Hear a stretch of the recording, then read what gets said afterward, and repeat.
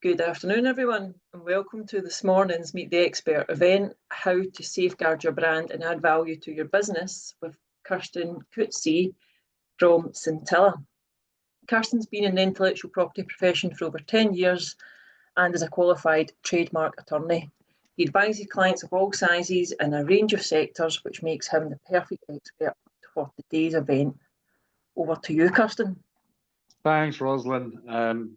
Like Rosalind said, I'm Kirsten. I'm a chartered trademark attorney with Scintilla. We're a firm of patent and trademark attorneys, so advising clients on all aspects of intellectual property, patents, trademarks, design rights, copyright. We are based in Glasgow and Manchester, but our client base is throughout the UK and also internationally, predominantly, I'd say probably the EU and US.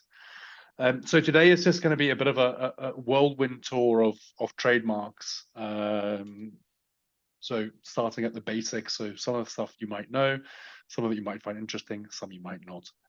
But I'll be open to any questions that you may have. So starting off with a bit of history, trademark number one, the first ever trademark registered is the famous Bass & Co. Red Triangle, registered 1876 in the UK. So it's been around for registered trademarks been around for quite a while, and that trademark is actually still validly registered and in force. Now, what is a trademark? Well, I'm sure everyone's familiar with the concept of what a trademark is. It is basically how you recognize a brand or the commercial origin of a product or service. It's the identifier, the shop window, so you know what the trade origin of the product or service you want to buy is. So broadly speaking, the definition of a trademark is a mark is a sign capable of distinguishing the goods or services of one undertaking from those of other undertakings. So it's to be able to distinguish the product from one company from that of another. The most common form of trademarks and registered trademarks is a word mark and a logo mark.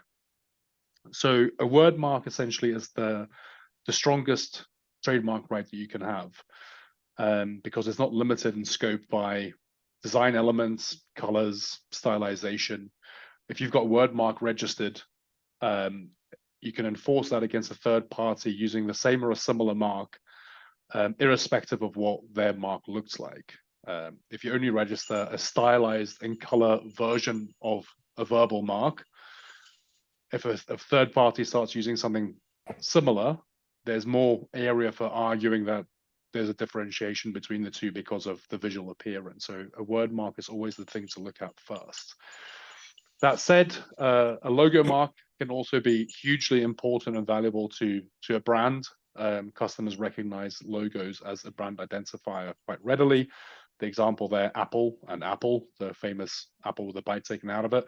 So without seeing the verbal element, if you see that logo on a product, you know the trade origin or the commercial origin of that product, that it comes from Apple.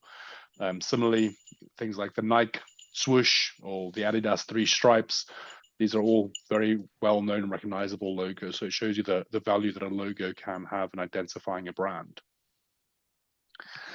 For a trademark to be registrable, it has to be distinctive and it cannot be descriptive. Now, that assessment is made in relation to the relevant goods and services for which the mark is used or applied to register for. Example there, Orange, which used to be a big and well-known telecommunications and mobile phone service brand in the UK. For those type of services, it is a highly distinctive mark. It is not descriptive, and therefore it is registrable. However, if you wanted to use that mark for oranges or the retail of fruit and oranges, that would be descriptive and non-distinctive, and therefore you can't own it because such a term needs to be left free for others to describe their product. Similarly, Amazon, if you were to set up a company for booking guided tours or travel to the Amazon, then it would probably be deemed descriptive and non-distinctive. But for online retail services and all the plethora of other services that Amazon provide these days, it's a distinctive mark and therefore it's registrable. The more distinctive your trademark is, the better and the stronger your right is.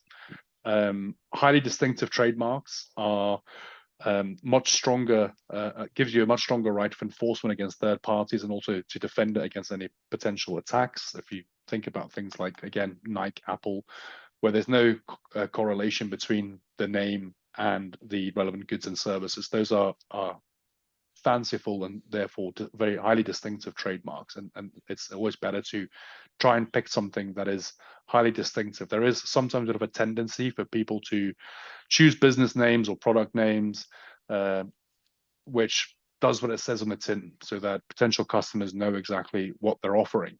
Now, that might make sense from that perspective, but from a trademark perspective, that is not the best position to be in, because it'll be difficult to safeguard your position or build a reputation under such a mark, because generally speaking, anyone else can use a highly similar mark. So there'll be confusion there. Even if a trademark is registered, it must not become generic. And that is, generally speaking, only a concern when someone is a victim of their own success. If something becomes so well known that it becomes a household name or a common term to refer to a type of product, and therefore becomes generic in relation to such products, you can actually lose the trademark. So examples there are aspirin, Hoover, sellotape, Post-it. So Hoover is a good example where it originated from a particular brand or business called Hoover, but then everyone started calling a vacuum cleaner a Hoover, or the act of hoovering. So therefore it became generic in the trade and they lost their trademark. They still have a registered trademark for a stylized version of Hoover, but it's not as strong a right as a word mark, but that's the position they're in. Velcro is also an interesting example where they still have their trademark registered, but it is they have made efforts to prevent people or try and convince them to stop referring to all closings of that nature to be referred to as Velcro. The technical term is hook and loop, and they actually released a satirical video a few years back with actors pretending to be their lawyers singing a song saying, "Please call it hook and loop on repeat, don't call it Velcro," because they're trying to protect their trademark. There's also, I suppose it's been spoken about, Google might run a similar risk because, you say, I'm going to Google something, whereas actually it's a distinctive trademark, but they have not had any kind of issues in losing their trademark as of yet. So it's not only words and logos that can be registered as trademarks. There are also non-traditional trademarks, which can be a variety of things, including shapes, colors, sounds. You can also have kind of positional marks, movement marks. There are lots of various things that can be trademarked. So there, for shapes, the shape of the Toblerone chocolate bar, they've also got the shape of their packaging protected, and they've enforced that against either Lidl or Aldi for producing similar products to that trademark. The Cadbury's purple in relation to chocolate, which obviously there's been quite a well-known trademark battle going on for a number of years, but they have registered the Pantone, the particular Pantone for the color purple in relation to confectionery. In order to register a color trademark, the bar for establishing that you've got a distinctive reputation in that mark. So when customers see that, they automatically, without any other elements, know that that product is from you. The bar is quite high, so it's not easy for any business to just go and register a color trademark and say, we own this particular orange for these goods or services. You have to kind of prove substantial reputation and recognition in the market to meet that threshold. And then sounds, the direct line jingle that used to be on their TV adverts, which I'm not going to try and recreate or sing, but that's actually a registered trademark as well. So why register your trademark? As I kind of mentioned earlier, it's how your customers, clients, potential customers, it's how they recognize your goods and services from others. It's how people refer to a brand, word of mouth, recommendations, etc. The goodwill and reputation of a brand is inextricably linked to your trademark, and it's important to protect that right, to avoid third parties using the same or a similar mark, either innocently or not so, to ride off the coattails of the investment and effort you've put into building that reputation and goodwill, and also to avoid any confusion in the marketplace that could result in a loss of trade, perhaps. when someone buys someone else's goods or services thinking that those are yours. And a trademark's a very useful tool in stopping or taking action against such instances. It's also important to keep your mark distinctive. If you don't protect your trademark and lots of people start using something similar and no action is taken, then it can get a bit lost if people are searching for a particular product because there's lots of ones that sound similar. So it's important to try and protect that as soon as possible, ideally. It is possible to rely on unregistered rights. So you can acquire unregistered rights through use of a mark in trade.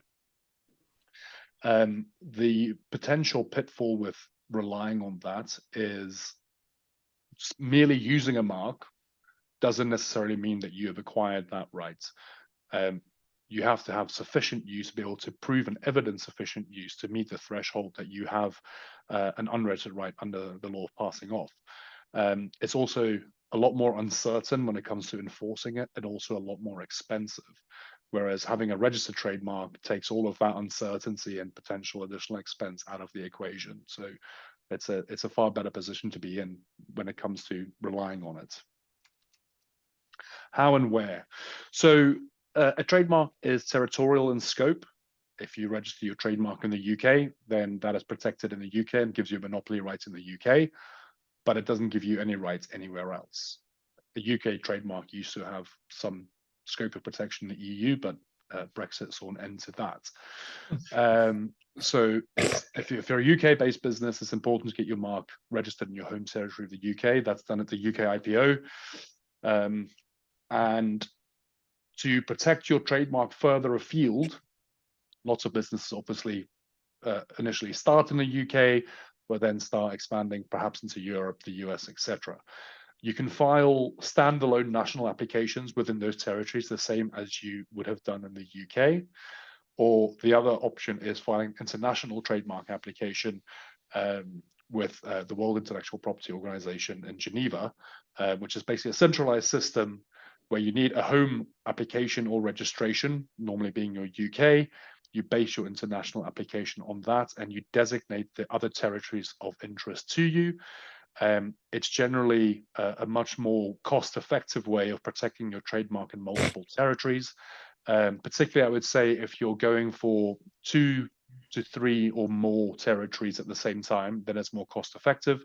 If you're only ever going to be trading in the UK and EU and don't care about protection anywhere else, it's probably going to be more cost-effective just to file a UK and an EU application rather than going the international route. So what do you register?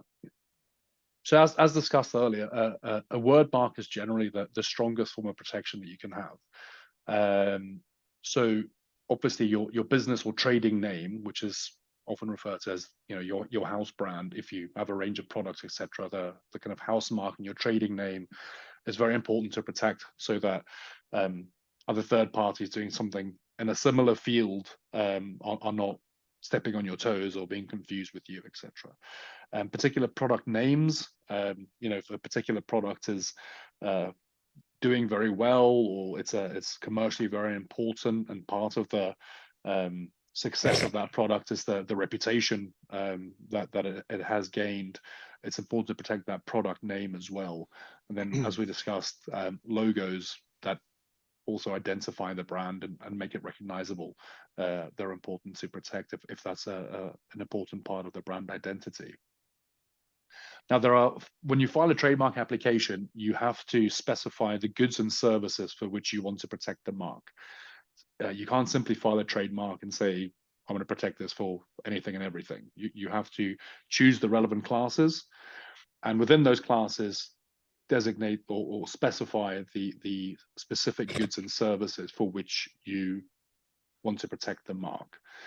Classes 1 to 34 are for goods, classes 35 to 45 are for services. Obviously, you can research this yourself, or you can speak to a trademark attorney who can help you find the relevant classes and draft a specification that suits your business, not only in the current, in relation to the current goods and services, but it's also important to think about any future products or services you might offer in the next few years. So it'd be good to protect those now, especially if they fall into different classes, because if someone else was to file a trademark within one of those classes before you, that could be a bit of an obstacle when it comes to you wanting to expand your product range or services into those areas. So it's important to get this right. You see people sometimes file their own trademark applications, they get it registered, and they think that's the end of the story. My trademark's registered, I'm protected. But if they've only registered a highly stylized or an old version of a logo, they've not got all the right classes and goods and services in there, then that trademark registration is not worth as much as they thought it was. So it's important to get your protection right. Now, can you use a trademark? It is generally recommended that a trademark clearance search is undertaken, or at least do as much Google searching as you can and looking at the trademark registers yourself if need be, before commercially using a new mark or using your existing mark in a new territory. This is to identify any earlier trademark registrations that could pose an infringement risk. If you were to use the mark, you could be infringing someone else's rights, or a risk of opposition. If you file an application, that third party might oppose you, which obviously would be a bit of a headache and expense to deal with. So it's always better to get reliable and see if there's any existing earlier rights that are either the same or similar, sufficiently similar, that might be a bit of an issue before commercially using the mark. As I discussed, there are different classes of goods and services, and this is very relevant when it comes to looking at earlier marks and how the same or similar marks can coexist in the marketplace. So the goods and services for which they're registered are very relevant. Ralph Lauren own a trademark for polo in class 25 for clothing. VW own a trademark for polo in class 12 for vehicles, and Nestle own a trademark in class 30, I believe, for polo for the mints. So these are verbally identical trademarks, but they can coexist because the relevant goods and services are not similar or confusingly similar or related in any way. So that's absolutely fine. It should be kept in mind, though, that with the goods and services not being exactly the same classes as an earlier mark is not always necessarily the end of the story. It can be argued that specific goods or services are associated or complementary. For example, and there's lots of case law on this.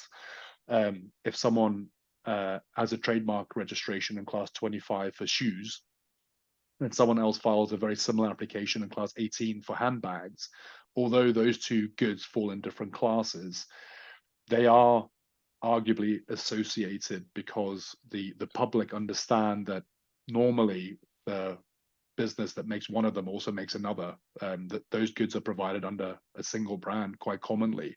So if you see one brand on shoes and the same brand on handbags, you would assume those come from the same undertaking.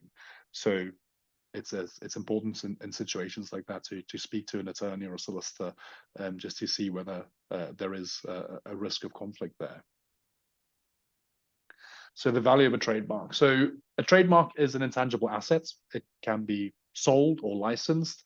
So it can be sold as part of a business exit strategy, the whole business being sold and that being one of the assets, or it can just be sold as a standalone asset. A trademark can have tremendous value because a business's reputation and goodwill and its recognition in the marketplace is sometimes one of the kind of biggest assets that a business has. And because people refer to it and say, go and buy that product, go and use that service, is great. That's all connected and invested in the trademark. And equally to things like franchise models, your trademark needs to be registered to be able to license or operate a business and monetize it in that way. So it's highly important to register a trademark in view of things like that, not only protecting your brand, but when it comes to actually monetizing the trademark itself, or if you wanted to sell it or license it, it's crucial that it's registered. So as an example there, it was estimated that Google's trademark is worth $44 billion, 27% of the company's entire value, and that's just a trademark. I know that's the top of the tree example, but it does make the point that just having a trademark can actually be a very valuable asset. And excuse me. And as I mentioned, when it comes to kind of selling a business or the monetary value thereof, kind of linked to this is, and we've seen this a lot in kind of due diligence exercises that we carry out for clients, etc. When it comes to businesses looking for investment or to exit the business, it can be very, very important whether that trademark is registered, because part of the value of the business that someone wants to invest in or purchase is the reputation, the goodwill, the name of that business that it's established through years, and that's kind of the reason why they're looking to buy or invest in it. So if that's not protected, that can actually affect the value of a business. So it's important to get these things right before having those conversations. And that is the end of the whirlwind slide of trademarks, but I'm happy to take any questions. The next event we've got coming up is on the 17th of December at 12 p.m. as well, and that's on the 4 ways to grow your business. So there's an email going out about that, and obviously you can just book as normal to sign up for that, and maybe other reminder. I think another reminder's going out on Monday, so you can register. Excellent. So perfect. Kirsten, thanks very much. Thank you very much. That was very interesting, and it's nice to have learned something new. But no doubt I'll need to give you a phone if something comes up, because there'll be lots of questions, I'm sure. So absolutely happy to take those. But yeah, thank you very much for including me on this. No, great. Thank you very much indeed for your time. Perfect. Thank you. Excellent. Thanks, guys. Thank you. Thanks, Rosa. Take care. Bye-bye. Bye.